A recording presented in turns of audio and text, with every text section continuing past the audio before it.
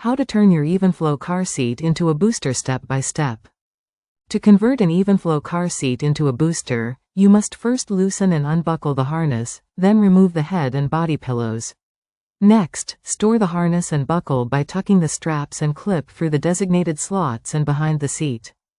Finally, remove any excess padding, replace the seat pad, and adjust the headrest before using the vehicle's lap and shoulder belt with the booster seat's belt guides.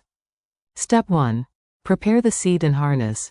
Loosen the harness completely and unbuckle the chest clip and buckle. Remove the head and body pillows. Lift the headrest pad and push the shoulder straps, chest clip, and buckle tongues into the storage area within the side wings. Expose the buckle by pulling forward the seat pad. Twist the buckle at the bottom to align it with the slot, then angle it through the front slot to remove it. Store the buckle in the designated compartment or pocket behind the leg rest flap. Step 2.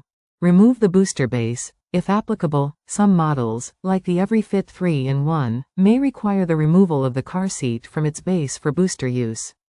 Look for a release lever or handle, often under the seat pad, to detach the seat from the base.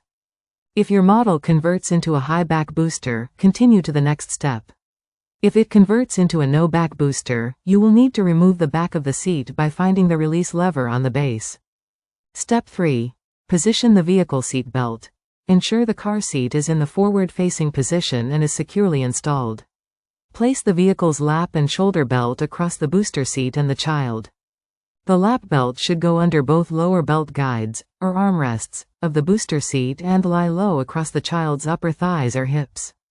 The shoulder belt should go through the upper belt guide on the headrest and be centered on the child's shoulder. Fasten the vehicle's seat belt. Replace the seat pad to cover any stored parts.